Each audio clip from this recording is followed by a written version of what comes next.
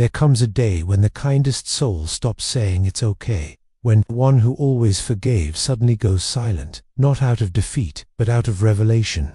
Carl Jung once wrote of a psychological transformation so profound, so unsettling, that it haunted him for years. He called it one of the most terrifying yet beautiful shifts in human nature. It was the moment when empathy met intelligence, and compassion merged with power. He had seen this change again and again in his patients, the quiet ones, the givers, the emotional healers. They came to him with gentle eyes and trembling hands. They apologized for existing.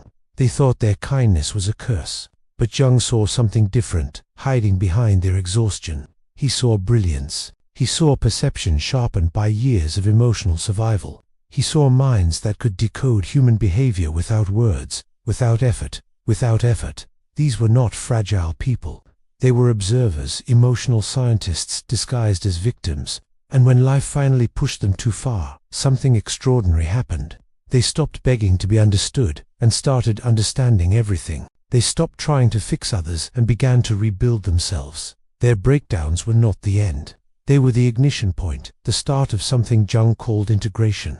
It was a transformation so precise, so complete, that it turned pain into perception and heartbreak into wisdom. The empath's awakening terrified Jung because it revealed how powerful human consciousness could become when pain no longer controlled it. He realized that sensitivity, once fully awakened, isn't weakness, it's strategy.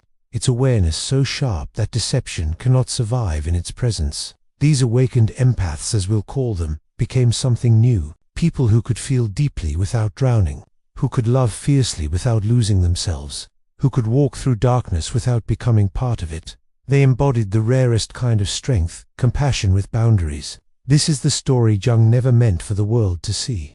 The case files that revealed what happens when empathy evolves, when the broken healers stop breaking, when the emotional shock absorbers of the world finally awaken. Because once an empath integrates their shadow, they stop being prey and become something else entirely. Not dangerous to the innocent, but untouchable to the manipulative. This is the awakening of the empath.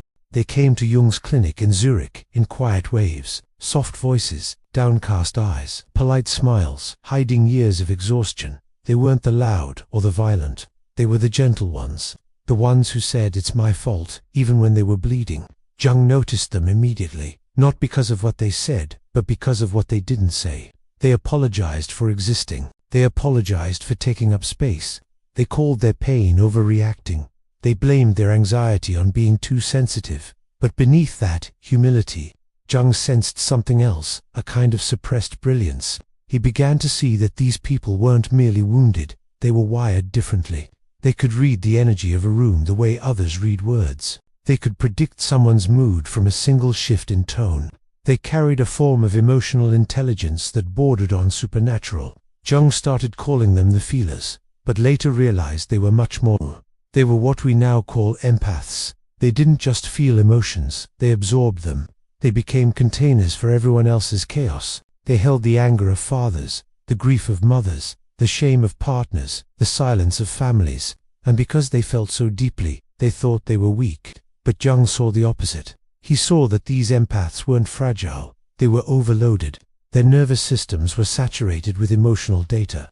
Years of pain had turned them into human radar systems. They remembered every slight, every tone, every betrayal, not consciously, but with terrifying precision. They carried emotional archives in their minds that no psychologist could rival. When Jung began to ask them questions, he was stunned.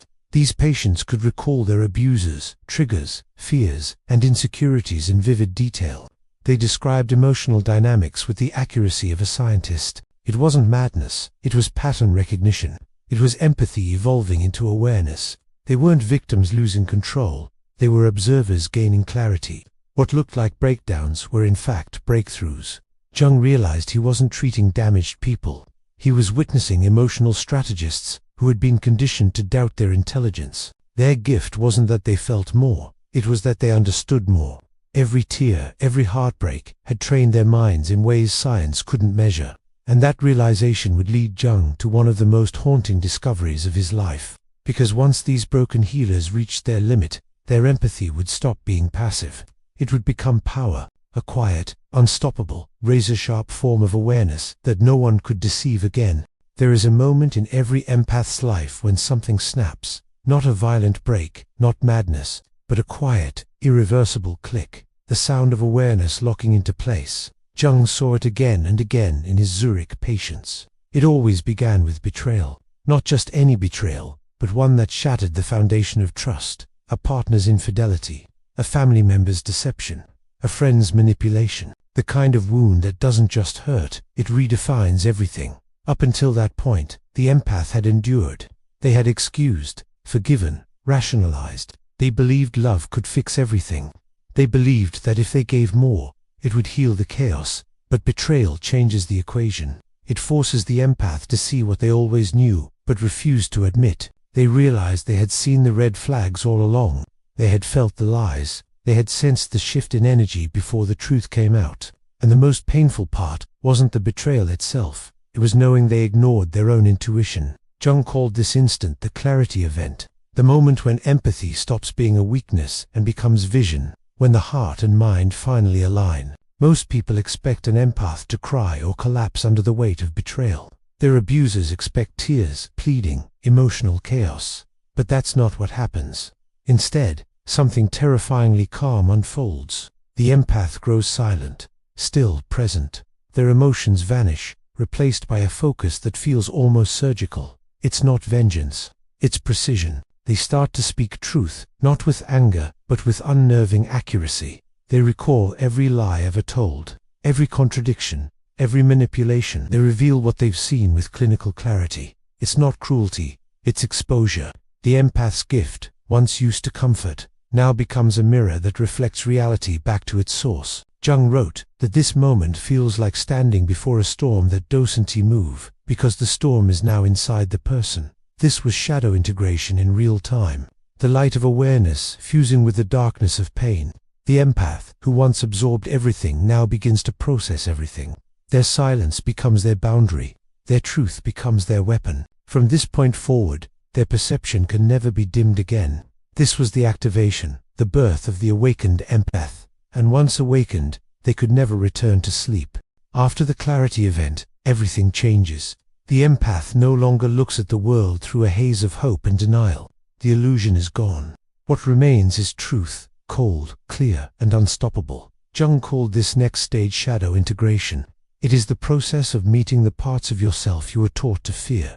The anger, the power, the intelligence that was once labeled arrogance, the strength that others called too much. For the first time, the empath stops rejecting their darkness. They realize it isn't evil, it's energy.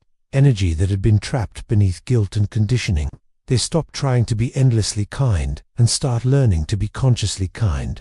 They no longer absorb pain automatically. They choose what they allow in. Jung observed that this merging of shadow and light created something extraordinary, a kind of psychological wholeness he rarely witnessed in his patients. He wrote that these individuals stood as if lit from within, no longer fractured, but complete. Their empathy became grounded, powerful, deliberate. They could read emotions without being swallowed by them. They could confront manipulation without losing compassion. They had learned the rarest art of all, selective empathy. Still caring deeply, but strategically. They could sense deceit in a single glance. They could predict conflict before it erupted. And most of all, they could remain calm in the presence of chaos. This was not detachment, it was mastery. Jung noted that even their posture changed. They walked differently, spoke differently, carried an unspoken confidence that unsettled everyone who once controlled them. Manipulative people felt it instantly. They could sense that their tricks no longer worked. Jung described this phenomenon as the predator's instinct recoiling. The awakened empath radiated truth so strongly that deceit could not survive around them. They didn't need to argue, explain, or prove anything. Their presence itself became evidence. This was what Jung called psychological integration, the birth of the complete self. A person who could hold love in one hand and boundaries in the other. A soul that could face its own darkness and still choose the light. These were not victims anymore. They were balanced warriors, kind but unbreakable, gentle but impossible to deceive. And for Jung, that balance between compassion and clarity was humanity's highest form of evolution. Once the empath integrates their shadow, something remarkable happens. Their emotions no longer control them, they command them. Their intuition, once dismissed as sensitivity, becomes a sharpened instrument of truth. They begin to see patterns in human behavior that others overlook completely. What most people call vibes, they recognize as data. Tiny facial twitches, micro-expressions, tone shifts, breathing patterns, every detail becomes a clue. Jung realized these individuals were not psychic. They were perceptive beyond comprehension. Their brains had evolved to process emotional information at lightning speed. This was empathy as analysis, compassion fused with cognition. They could read people with uncanny accuracy, and what once made them victims now made them visionaries. Jung began testing these awakened empaths in quiet experiments. He introduced them to new patients without revealing details. Within minutes, they could identify hidden traumas, relationship wounds, and unresolved guilt. Their accuracy rate stunned Jung and his colleagues. They didn't guess, they knew. It wasn't magic. It was awareness at its most advanced form. These individuals had learned to translate emotion into language, energy into information. And with that, they became something Jung had never seen before. Emotionally intelligent strategists. They no longer needed validation to trust their perceptions. They didn't chase approval. They observed, calculated, and acted with quiet confidence. Jung called them psychological geniuses in hiding, because they had mastered both the inner and outer worlds of human experience. They could love deeply while setting boundaries like steel. They could read a manipulator's next move before it happened. They could lead without domination and protect without aggression. This was empathy turned into art. But what fascinated Jung most was their restraint. These awakened empaths had the ability to manipulate just as easily as they had once been manipulated.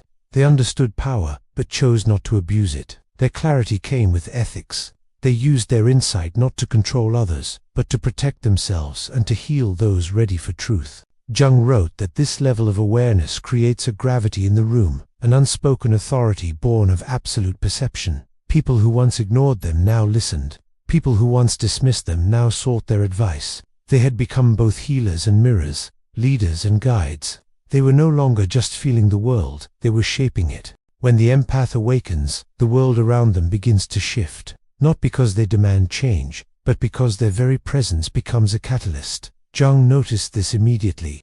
The families of his awakened patients began to fracture or transform. The systems that once fed on the empath's energy started to collapse, not through confrontation, through absence. The empath no longer absorbed everyone's pain. They stopped being the emotional filter for other people's dysfunction. And when that happened, the truth surfaced. Alcoholic parents were forced to face their own addiction. Manipulative partners could no longer play their games. Friends who thrived on drama found themselves exposed. It wasn't revenge, it was reflection. Jung called this phenomenon the mirror effect. He wrote that these integrated empaths no longer argue with illusion. They simply reflect it until it dissolves. Their calm presence revealed the cracks in everyone else's facade. Toxic people felt uneasy around them. They couldn't explain why. They just sensed that their tactics wouldn't work anymore. Jung compared it to sunlight on a vampire, uncomfortable, revealing, impossible to ignore. The empath didn't need to expose anyone. Their authenticity did it automatically. This is why manipulators retreat when faced with an awakened empath. They can feel the truth in the air. They sense the unspoken boundary that says, "You can't enter here." At the same time, healthy people respond differently. They feel safe. They feel seen. Because the awakened empath doesn't judge, they illuminate. Their energy says, "You can be real here." This dual effect polarizes their environment. The fake fall away. The genuine rise closer. Jung observed that this transformation created waves through social systems, workplaces, families, friendships. Everywhere the empath went, things reorganized around their new vibration of truth. And the more they embraced their clarity, the more peaceful their world became. Not because everyone changed, but because the empath no longer carried what wasn't theirs. They had become a mirror that reflected life as it truly was. Nothing more, nothing less. In that mirror, authenticity thrived. Deception withered. This was the empath's quiet revolution.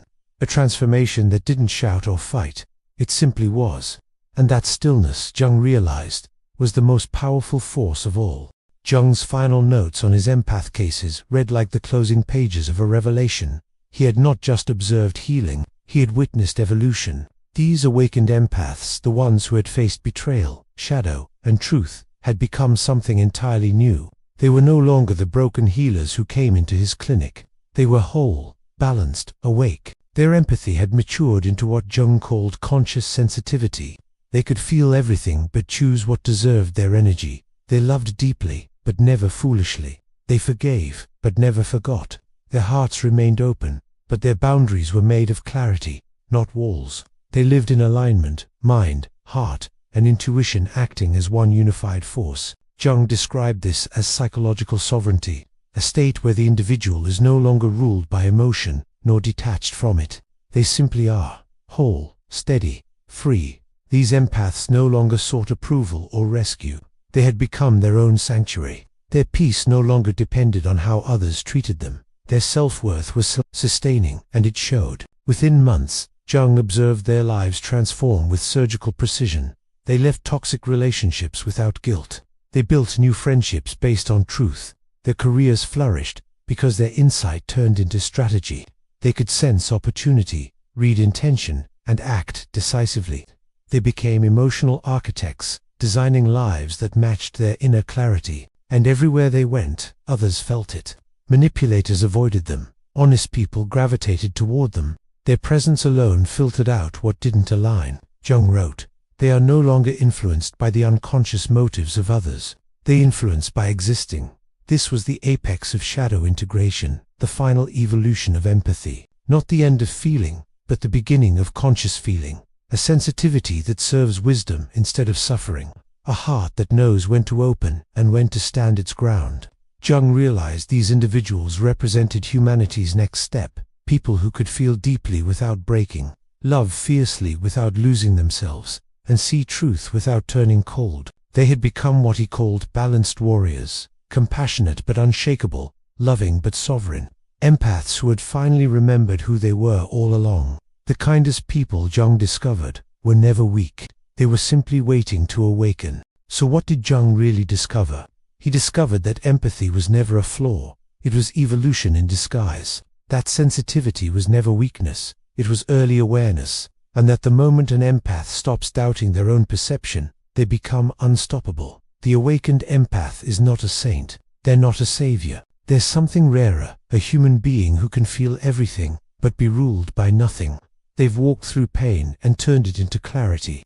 They've faced betrayal and used it as a doorway to self-mastery. They've learned that peace, isn't, the absence of emotion, it's the control of it. The empath's journey isn't about becoming someone new. It's about remembering who you were before the world told you to stay small. Because once you see everything clearly, you can never go back to blindness. Once you trust your intuition fully, no one can gaslight you again. And once you integrate your shadow, you stop being a victim of emotion and start being the author of it. Jung's message still echoes today. The kindest people are not naive. They are aware, deeply aware, and that awareness is their strength. They love with intention. They protect with wisdom. They see through manipulation without letting it poison them. They are what the world needs most right now. Conscious hearts with unbreakable minds. So if you've ever felt too sensitive, too emotional, too much, understand this. You were never broken. You were only gathering data. And the moment you decide to awaken, that data becomes power. Power rooted in love. Power that heals, protects, and illuminates. That is the true evolution Jung saw, and the one waiting inside you. If this message resonates with you, don't let it end here. Join a community that sees psychology as the art of awakening. Like, share, and subscribe to Psychology Insights, where we explore the hidden depths of the human mind and the strength within the sensitive. Because your empathy isn't your weakness. It's your weapon, and the world is ready for those who know how to wield it.